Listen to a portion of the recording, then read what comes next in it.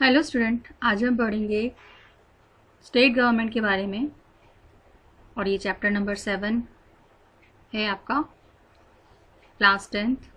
और आज जो हमारा टॉपिक है वो power and function of speaker है, यानी कि स्पीकर के क्या क्या पावर होते हैं, स्पीकर के पास क्या फंक्शंस हैं उनके, इसके बारे में हम स्टडी करेंगे।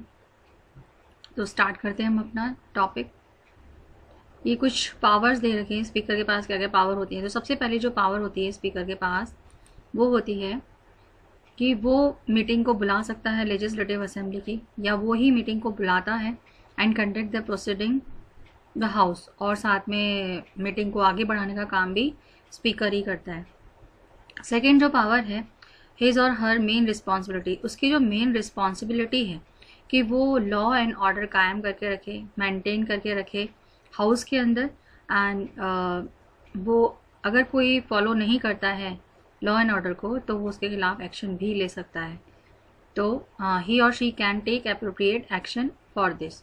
Any member of the house can speak only after taking his or her permission, और कोई भी मेंबर अगर किसी को कुछ कहना है तो सबसे पहले स्पीकर की परमिशन लेनी होगी।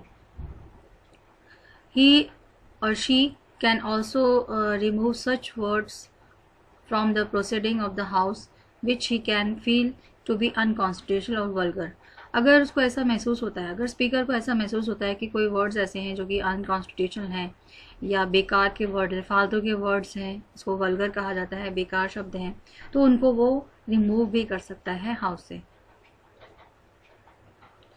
ही और शी कैन डिसाइड, वो डिसाइड करता है format of proceeding by taking advice from leader of house, और क्या फॉर्मेट होना चाहिए प्रोसीड करने का वही डिसाइड करता है, और इसके लिए वो एडवाइस लेता है हाउस के लीडर की।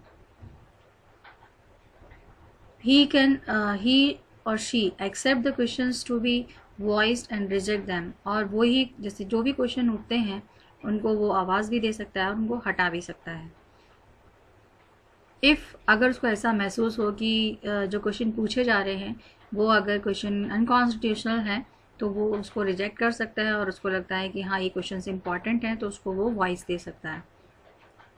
He or she declare the result after voting in conducted, और साथ में क्या होता है कि वो रिजल्ट डिक्लेयर करने का काम करता है जब वोटिंग होती है किसी भी मैटर को लेकर, किसी भी बिल को लेकर अगर कोई डिसीजन लिया जाता है तो उसमें वोटिंग होती है, और वोटिंग में जो रिजल्ट डिक्लेयर करने का काम जो होता है वो स्पीकर का होता है। इन नॉर्मल सर्कमस्टेंसेस, सामान्य परिस्थिति के अंदर, ही or she does not participated in voting in his or her house, तो वो पार्टिसिपेट नहीं करता है वोटिंग के अंदर अपने हाउस के अंदर। And but if the number of votes in favour and in oppositions of an issue are equal, लेकिन अगर जो वोटिंग होती है उसके जो रिजल्ट आता है अगर वो दोनों ही बराबर हो, फेवर और अपोजिशन दोनों ही इक्वल हो, तो ऐसी कंडीशन के अंदर वो अपना वोट दे सकता है, और जो उसका वोट है वो डिसिसिव वोट माना जाता है। यानी कि जिसकी फेवर में भी अगर वो अपना वोट देगा, फेवर में देगा, तो वो फेवर वाला जो होगा उसको हम उसका रिजल्ट मान सकते हैं कि भाई ये चीज़ फेवर में है। The speaker decide whether a bill is money bill or not। Speaker है वही डिसाइड करता है कि जो बिल पेश किया गया है हाउस के अंदर वो मनी बिल है या नहीं है। He or she decided about the legislation associated with the member of changing the party, और वो ही डिसाइड करता है लेजिस्लेशन से जुड़े हुए members associated with members changing the party, जो पार्टी चेंज करते हैं तो उससे रिलेटेड, उसको पार्टी चेंज करनी नहीं करनी है, उससे रिलेटेड जो डिसीजन है वो स्पीकर लेता है।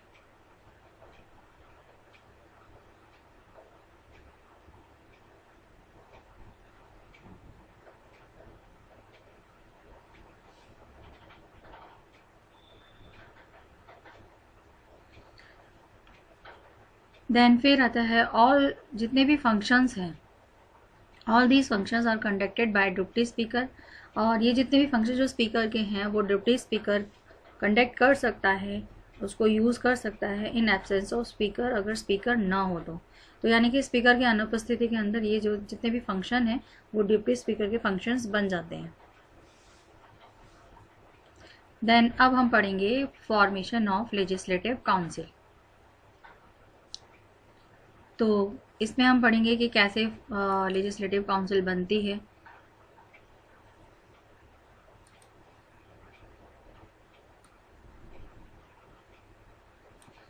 The legislative has a power to recommend the parliament regarding the certain creation and dissolution of the legislative council.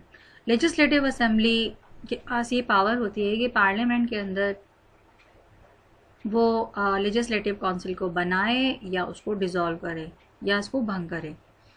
According to section 169 section के according if the legislative assembly passes a motion, अगर legislative assembly ये motion पास करती है majority के साथ, entire number of members, और if या तो पूरे लोग उसमें बिल पास कर दें या फिर 2/3 के जो मेजोरिटी है उसके बेसिस पर अगर ये बिल पास हो जाता है ऑफ इट्स प्रेजेंट, जो जितने भी मेंबर्स प्रेजेंट हैं या वोट कर रहे हैं, then parliament form regarding creation और डिसोल्यूशन ऑफ लेजिस्लेटिव काउंसिल। तो पार्लियामेंट जो है वो लॉ बनाती है काउंसिल को बनाने से रिलेटेड या काउंसिल को हटाने से रिलेटेड किसी पर्टिकुलर स्टेट के अंदर। यानी कि काउंसिल को बनाना या हटाना ये जो पावर है वो किसके हाथ में होती है? लेजिस्लेटिव असेंबली के हाथ में होती है। कौन से आर्टिकल के तहत होती है? आर्टिकल 169। देन फिर आता है आपका नंबर ऑफ मेंबर्स। तो ये पहला पॉइंट है आपका number of members. Legislative council is second और अपर हाउस। लेजिस्लेटिव काउंसिल है वो सेकंड या अपर हाउस है of the state legislature. It has been provided in constitution, और ये कॉन्स्टिट्यूशन के अंदर दिया गया है कि जो भी नंबर्स हैं लेजिस्लेटिव काउंसिल के अंदर हर स्टेट के अंदर will not be more than, ये ज़्यादा नहीं होने चाहिए 1/3। जितने भी मेंबर्स हैं लेजिस्लेटिव असेंबली के उसके 1/3 मेंबर होने चाहिए काउंसिल के अंदर। तो यानी 1/3 से ज़्यादा मेंबर्स नहीं होने चाहिए लेजिस्लेटिव के असेंबली के। बट अलॉन्ग विद दिस, इसके साथ साथ it also been provided that, और ये भी प्रोवाइड किया गया है दैट एनी कंडीशन, किसी भी कंडीशन के अंदर ये जो नंबर हैं वो ना तो कम होने चाहिए 40 से, मतलब 40 से कम नहीं होने चाहिए। किसी भी कंडीशन के अंदर कम से कम जो मेंबर्स हैं वो 40 ही होने चाहिए। The state of Jammu and Kashmir has been exempted from this provision. पहले जम्मू एंड कश्मीर स्टेट को इस प्रोविज़न से अलग रखा जाता था, पर अब ऐसा नहीं है। देन फिर आता है election and nominated of members. कौन कौन से मेंबर्स को इलेक्ट किया गया है या नॉमिनेट, और कैसे नॉमिनेट किया जाता है मेंबर्स को, या इलेक्शन कैसे होता है। यहाँ 5-6 मेंबर जो होते हैं वो इलेक्टेड होते हैं और 1/6 मेंबर जो होते हैं वो नॉमिनेटेड होते हैं काउंसिल के अंदर। These members of legislative council are elected, और ये जो मेंबर्स हैं लेजिस्लेटिव काउंसिल के, ये जो मेंबर्स हैं लेजिस्लेटिव काउंसिल के, ये या तो इलेक्टेड होते हैं इनडायरेक्टली, एंड इनडायरेक्टली इनको इलेक्ट किया जाता है, and their elections is held, और इनके जो इलेक्शंस होते हैं वो सिंगल ट्रांसफरेबल वोट मेथड के थ्रू होते हैं, और इसमें प्रोपोर्शनल रिप्रेजेंटेशन सिस्टम को भी अपनाया जाता है। इसके बारे में मैं आपको प्रेसिडेंट वाले के अंदर पढ़ा चुकी थी, प्रोपोर्शनल रिप्रेजेंटेशन सिस्टम क्या होता है। फॉलोइंग इलेक्ट्रल कॉलेजेस, और कुछ ये इलेक्ट्रल कॉलेजेस हैं जो कि इलेक्शन कंडक्ट करते हैं of member of legislative council, legislative council के मेंबर्स के लिए। तो ये लोग हैं जो कि इलेक्शन करवाते हैं और ये लोग पार्टिसिपेट करते हैं इसमें। तो देन ये आ गया electoral college of local institution. Local institution के लोग, लेजिस्लेटिव असेंबली के लोग या मेंबर्स, या जो कॉलेज ऑफ ग्रेजुएट, कॉलेज के जो ग्रेजुएट्स हैं वो इसके अंदर इंक्लूड होते हैं। इसके अलावा जो इलेक्ट्रल कॉलेज ऑफ टीचर्स इसमें इंक्लूड होते हैं। इसके अलावा मेंबर्स नॉमिनेटेड बाय गवर्नर, ये सब मिलके इलेक्शंस करवाते हैं एज पर लॉ के अकॉर्डिंग, जो कि पार्लियामेंट ने बनाया है। कम से कम 1/3 जो मेंबर्स हैं वो इलेक्ट होने चाहिए म्यूनसिपैलिटी, जिला परिषद और अदर सच लोकल इंस्टीट्यूशन से। यानी कि 1/3 मेंबर कहाँ से आएंगे? म्यूनसिपैलिटी, जिला परिषद और लोकल इंस्टीट्यूशन से आएंगे। Members of legislative assembly elect approximately और 1/3 नंबर ऑफ मेंबर्स जो हैं वो इलेक्ट किए जाएंगे ऐसे व्यक्तियों में से जो कि लेजिस्लेटिव असेंबली के मेंबर नहीं हैं अभी। इलेक्टोरल कॉलेजेस एंड ग्रेजुएट के अंदर this is an electoral colleges consist of educated people. ये जो इलेक्टोरल कॉलेजेस में पढ़े लिखे लोग आते हैं, इसमें एजुकेटेड आते हैं जिन्होंने ग्रेजुएशन कंप्लीट कर रखी है, who reside in the state, और जो कि स्टेट के अंदर रहते हैं, who have passed examination of graduate level time period of 3 years, और ग्रेजुएट लेवल का जो टाइम पीरियड है वो 3 साल का है। Past since these person became graduate, यानी कि जब इन्होंने अपना ग्रेजुएशन कंप्लीट कर लिया था उसके 3 साल बीतने के बाद ही ये इसमें पार्टिसिपेट कर सकते हैं। तो इसके अंदर कौन से मेंबर्स रखे गए? ऐसे लोग जिन्होंने कि ग्रेजुएशन का एग्ज़ाम जो है वो पास कर लिया है और उसके समय को 3 साल बीत चुके हैं और उसके ग्रेजुएट हुए, मतलब ग्रेजुएट हुए उसको 3 साल हो चुके हैं। This electoral college elect approximately, और इस इलेक्टोरल कॉलेज से लगभग 1/12 जो मेंबर्स होते हैं वो इलेक्ट होते हैं of the total number of members. Then फिर आता है electoral college of teacher. In this college, इस कॉलेज के अंदर ऐसे टीचर्स को इंक्लूड किया गया है जो कि लास्ट 3 ईयर से सेकेंडरी स्कूल के अंदर या हायर एजुकेशन इंस्टीट्यूट्स के अंदर स्टेट के वहाँ पढ़ा रहे हैं। This electoral colleges elect approximately 1/12, और इसमें से जो इलेक्ट किए जाते हैं मेंबर्स वो 1/12 पार्ट होते हैं टोटल मेंबर ऑफ, जितने भी टोटल नंबर्स होते हैं मेंबर्स के उसका 1/12 पार्ट होते हैं वो टीचर्स के रूप में इलेक्ट किए जाते हैं। देन फिर आता है आपका मेंबर नॉमिनेटेड बाय गवर्नर।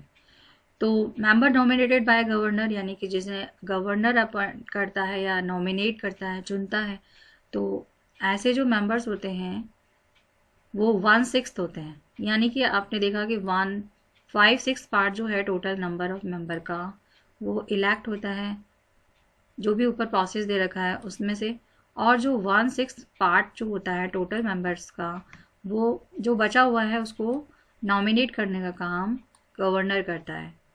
तो 1/6 जो पार्ट जो है वो नॉमिनेट करता है गवर्नर, और ये जो मेंबर्स होते हैं जिसको गवर्नर नॉमिनेट करता है ये एक्सपर्ट्स होते हैं अपने अपने फील्ड के अंदर, चाहे वो लिटरेचर हो, साइंस हो, आर्ट हो, कोऑपरेटिव या सोशल सर्विसेज हो उनके अंदर। देन अब आता है qualification of member.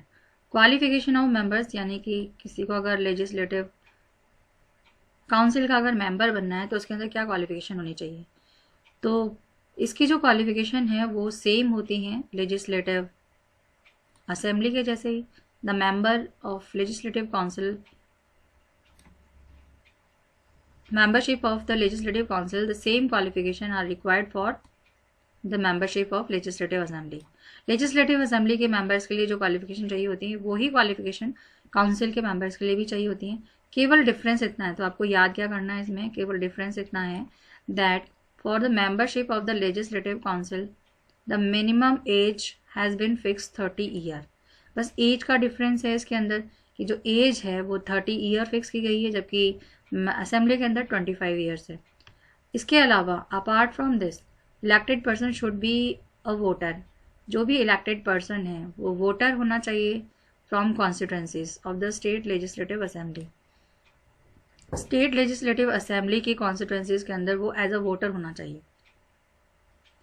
The election of member of the legislative council is done by the electoral college.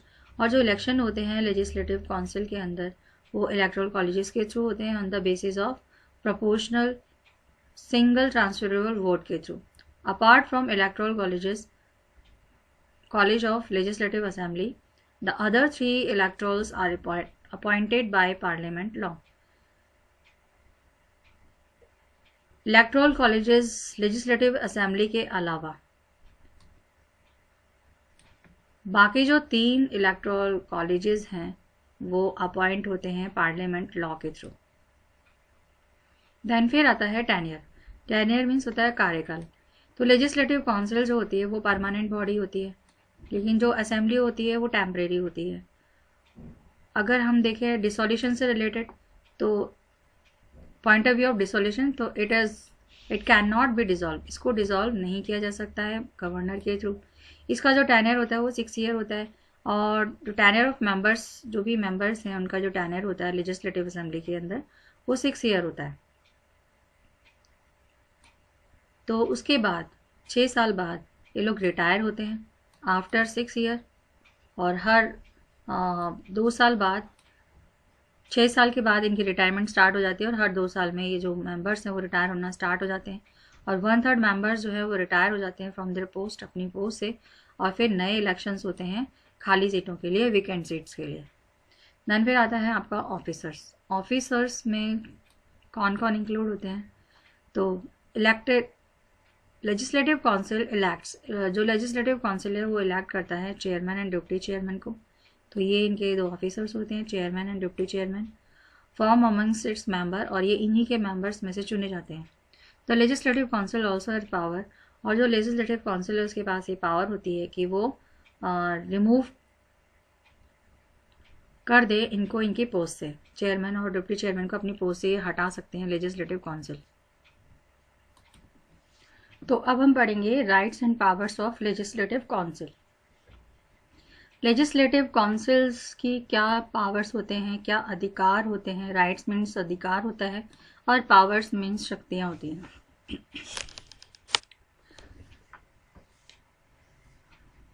तो फर्स्ट जो उसकी पावर है या इसका जो काम है, function associated with formation of law, कानून बनाने से रिलेटेड ये काम करता है। और इसमें इससे रिलेटेड इसके क्या अधिकार हैं? Except money bill, money bill को छोड़ करके ऑल अदर बिल्स, ये सारे बिल्स प्रेजेंट कर सकता है अपने हाउस के अंदर, या जो सारे बिल्स हैं मनी बिल को छोड़कर वो किसी भी हाउस के अंदर उसको प्रेजेंट किए जा सकते हैं। बट अलॉन्ग विद दिस, लेकिन इसके साथ साथ article 197 of the constitution provide, article 197 जो है कॉन्स्टिट्यूशन का, ये प्रोवाइड करता है that if any bill is pass by legislative assembly, अगर कोई बिल लेजिस्लेटिव असेंबली ने पास कर दिया है, is rejected by the legislative council, उसे लेजिस्लेटिव काउंसिल ने रिजेक्ट कर दिया है, या if the council makes such amendment, या काउंसिल ऐसे सुधार करता है बिल के अंदर विच आर नॉट एक्सेप्टेबल, जो कि एक्सेप्टेबल नहीं है लेजिस्लेटिव असेंबली को। एक्सेप्टेबल मतलब होता है जो मान्य नहीं है लेजिस्लेटिव असेंबली को। और इफ अ बिल, और अगर बिल पास नहीं होता है 3 months के अंदर from the date it was presented, जिस दिन उसको प्रेजेंट किया है उस डेट से लेजिस्लेटिव काउंसिल के अंदर, then the legislative assembly reconsidered that bills and resent it to legislative council। तो इसमें बता रखा है कि 3 कंडीशन इन्होंने दे रखा है। तो इसमें देखा है कि जो लेजिस्लेटिव काउंसिल है वो लेजिस्लेटिव असेंबली के बिल को अगर रिजेक्ट कर देती है, या जो काउंसिल है वो ऐसे अमेंडमेंट करता है बिल के अंदर जो कि लेजिस्लेटिव असेंबली को मान्य नहीं है, या बिल जो है वो 3 month के अंदर पास नहीं होता है, जब भी उसको जो उसकी डेट थी प्रेजेंट करने की उससे 3 महीने तक लेजिस्लेटिव काउंसिल के अंदर, तो लेजिस्लेटिव असेंबली है उसको उस बिल को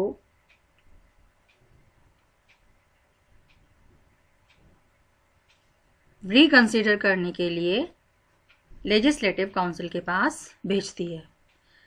और अगर मान लीजिए if the council reject that bill, और उसके बाद भी अगर जो काउंसिल है वो रिजेक्ट कर देती है उस बिल को और does not pass the bill, और वो बिल पास नहीं करती है 1 महीने के अंदर अंदर जो भी डेट में प्रेजेंट किया है उसके बाद से, द लेजिस्लेटिव काउंसिल और अगेन मेक सच अमेंडमेंट्स, या फिर लेजिस्लेटिव असेंबली है वो ऐसे वापस से अमेंडमेंट्स करती है उसके अंदर in the bill which are not acceptable, जो कि एक्सेप्टेबल नहीं है लेजिस्लेटिव असेंबली को, मतलब वापस से उसने वही सारे अमेंडमेंट्स कर दिए, सुधार कर दिए जो पहले किए थे, जो लेजिस्लेटिव असेंबली ने उसको स्वीकारे नहीं थे।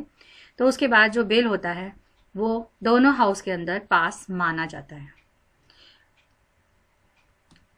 इवन पास माना जाता है चाहे वो काउंसिल के अंदर पास हुआ हो या ना हुआ हो, even if it has not been passed by the legislative council.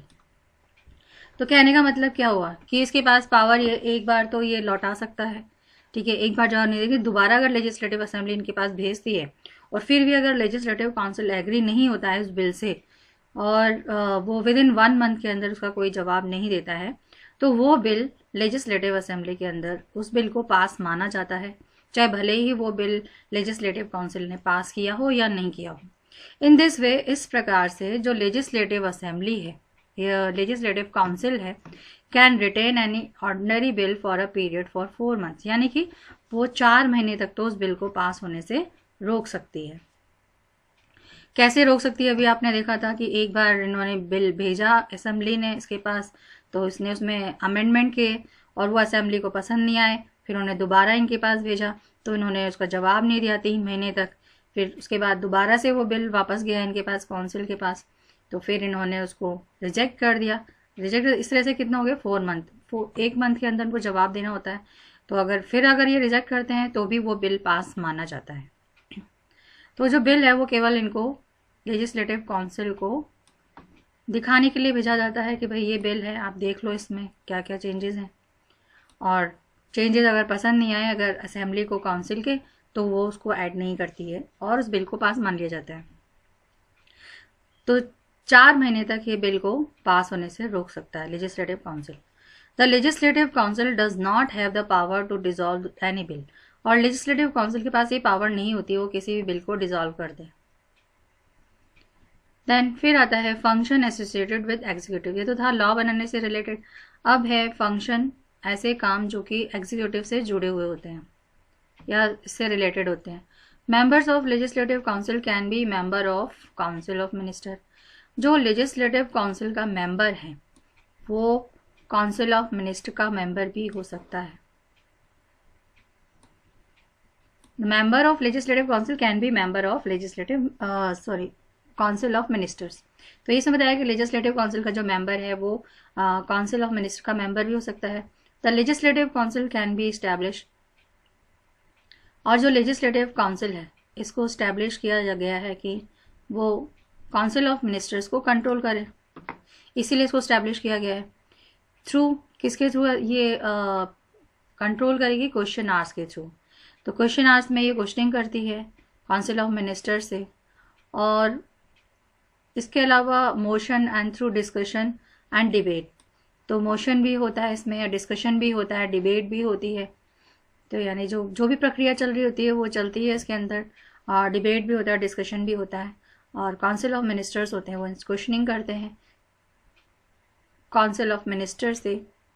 Legislative के जो मेंबर होते हैं, लेजिस्लेटिव काउंसिल के जो मेंबर होते हैं वो काउंसिल ऑफ मिनिस्टर से क्वेश्चंस करते हैं, but it can not dissolve. लेकिन ये काउंसिल ऑफ मिनिस्टर्स को डिजॉल्व नहीं कर सकते। जैसे यहाँ पर दे रखा है कि ये जो लेजिस्लेटिव काउंसिल है वो उसके पास ये पावर नहीं है किसी बिल को डिजॉल्व करे, वैसे ही लेजिस्लेटिव काउंसिल के पास ये पावर नहीं होती है कि वो काउंसिल ऑफ मिनिस्टर्स को डिजॉल्व कर सके।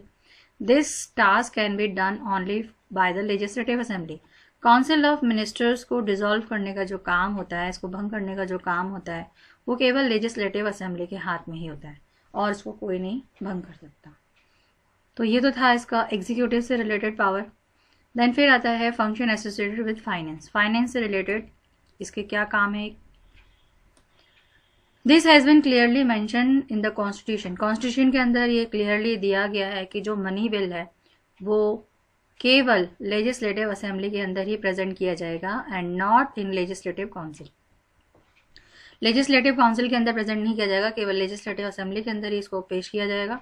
When the legislative assembly pass a money bill, और अगर लेजिस्लेटिव असेंबली मनी बिल को पास करती है and send for it recommendation, और असेंबली ने अगर मान लीजिए उस मनी बिल को पास कर दिया और कंसिडरेशन के लिए उसको लेजिस्लेटिव काउंसिल के पास भेज दिया, या रिकमेंडेशन के लिए उसको लेजिस्लेटिव काउंसिल के अंदर भेज दिया। तो जो लेजिस्लेटिव काउंसिल है वो क्या करेगी, उसको कैन रिटेन, उसको कुछ समय के लिए तो रोक सकती है such bill for a maximum period of 14 days. कब तक उस बिल को रोक सकती है? 14 दिन के लिए। मतलब इनके पास 14 दिन का समय होता है जवाब देने के लिए। विद इन 14 डेज के अंदर इनको अपना जवाब देना होता है।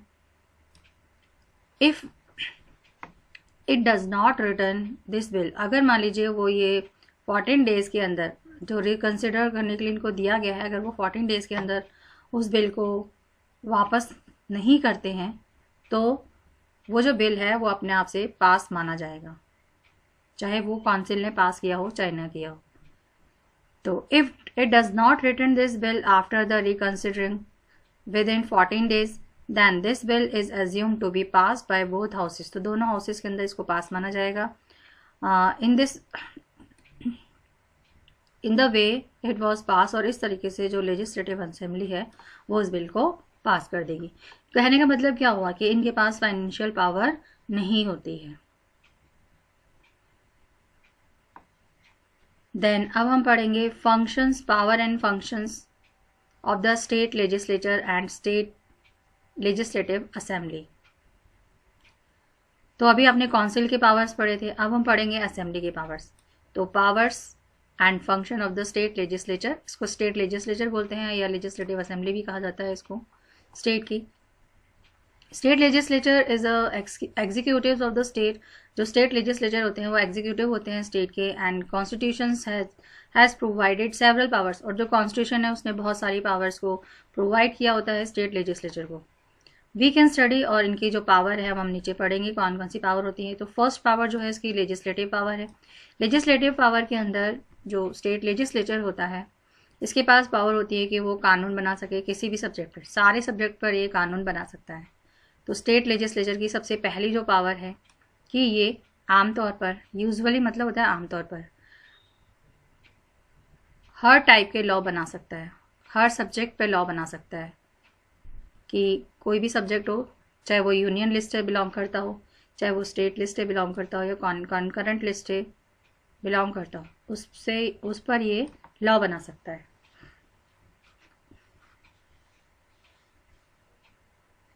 Ordinary bill can be presented by any houses. Ordinary bill तो किसी भी हाउस के अंदर प्रेजेंट किया जा सकता है स्टेट लेजिस्लेटर के, बट जो फाइनल डिसीजन जो होता है वो स्टेट असेंबली के हाथ में होता है। तो अभी ये मैंने आपको बताया था ऊपर कि मनी बिल से रिलेटेड या जो फाइनेंशियल बिल होता है वो उसकी जो पावर होती है वो केवल लेजिस्लेटिव असेंबली के पास होती है, वो ही डिसाइड करता है उसके बारे में। देन फिर आता है फाइनेंशियल पावर। तो ये तो लेजिस्लेटिव पावर है, ये थी आपकी कानून बनाने से रिलेटेड। तो कानून बनाना भी, अगर फाइनेंशियल बिल से रिलेटेड अगर कोई कानून बनाना है तो वो लेजिस्लेटिव असेंबली के हाथ में है। ऑर्डिनरी बिल भी दोनों हाउस में से किसी हाउस में प्रेजेंट किया जा सकता है, लेकिन जो फाइनल डिसीजन है वो केवल लेजिस्लेटिव असेंबली के हाथ में होता है। तो फाइनल पावर के अंदर जो फाइनेंशियल पावर में लेजिस्लेचर, मेनली लेजिस्लेटिव असेंबली, खास करके जो लेजिस्लेटिव असेंबली है इसके पास टोटल पावर होती है, टोटल कंट्रोल होता है स्टेट ट्रेजर का। स्टेट ट्रेजर मतलब स्टेट का खजाना, राज्य का खजाना। After accepting the budget, budget को एक्सेप्ट करने के बाद by the legislative assembly, legislative assembly जब बजट को एक्सेप्ट कर लेती है तो जो गवर्नमेंट है can do any work related to income. चाहे गवर्नमेंट, सरकार कोई भी काम करे इनकम से रिलेटेड या एक्सपेंडिचर से रिलेटेड। इनकम मतलब आय से रिलेटेड, एक्सपेंडिचर मतलब खर्चे से रिलेटेड। तो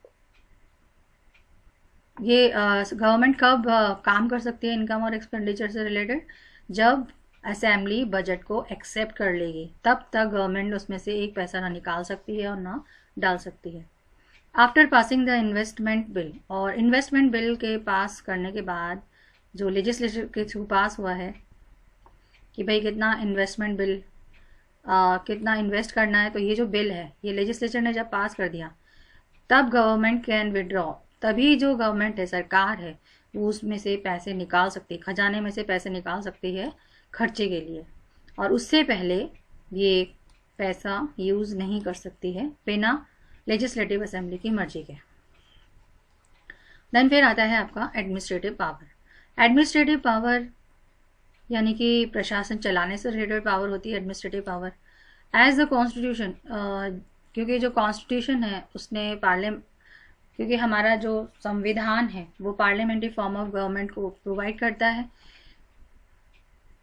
इन कॉन्टेक्स्ट टू स्टेट से related also, so the state council of minister is responsible for its work and action to the state legislature.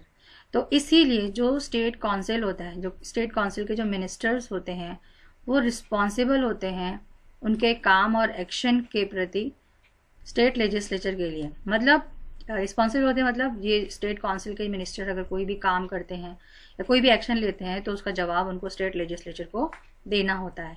State legislature मतलब लेजिस्लेटिव असेंबली को देना होता है, खास करके specially the legislative assembly. The member of legislative assembly and legislative council can ask question. और जो members होते हैं लेजिस्लेटिव असेंबली के या काउंसिल के, वो क्वेश्चन पूछते हैं मिनिस्टर से रिगार्डिंग द रिस्पेक्टिव डिपार्टमेंट। जो भी जिनके जो डिपार्टमेंट होते हैं उससे रिलेटेड जो मिनिस्टर है उनसे क्वेश्चंस पूछे जाते हैं। तो ये देखा है। Motions regarding criticism and adjournment motion can be passed against the council of ministers। और जो मोशन है, क्रिटिसिज्म मतलब होता है आलोचना करना या जो भी निंदा करना, तो क्रिटिसिज्म या एडजॉर्न मोशन है भंग करने का काम, ये पास कर सकता है council of minister against the council of minister के खिलाफ। अपार्ट फ्रॉम ऑल दिस, इन सब के अलावा non confidence motion can also be pass. जो नॉन कॉन्फिडेंस मोशन है इसको पास किया जाता है बाय द लेजिस्लेटिव असेंबली के थ्रू, ड्यू टू विच, जिसकी वजह से जो काउंसिल ऑफ मिनिस्टर्स हैं उनको मजबूर होना पड़ता है अपना रेजिग्नेशन देने के लिए।